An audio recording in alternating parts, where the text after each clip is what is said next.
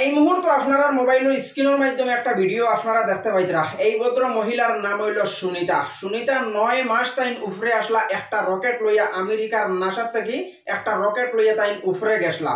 উফরে যাওয়ার পরে এই রকেটটা খারাপ হয়ে গেছিল, আর রকেট খারাপ হওয়ার কারণে তাই 9 মাস বন্দি আসলা উফরে এই রকেট লইয়া। 9 মাস পরে এই রকেটটা একটা সাগরের মাঝে ল্যান্ড করছে।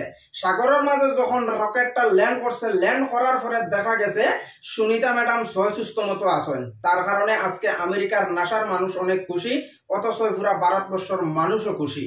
অল বিশ্বর মানুষের সুনিতা ম্যাডাম রে সালাম জানাইতরা, কারণ একজন মহিলা মানুষ হইয়া একটা রকেট লইয়া তাই 9 মাস বন্দি আসলা উফরে।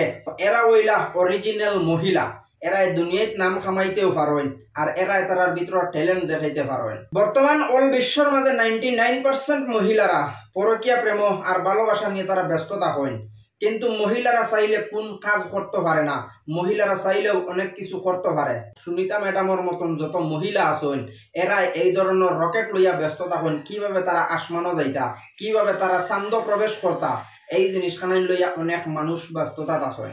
তো সুনিতা ম্যাডামের বিয়াবারে আপনার মতামত আপনারা কমেন্টও জানাইবার, ভিডিওটা শেয়ার করে দিয়ে আরো কিছু মানুষের দেখার সুযোগ করে দিবা।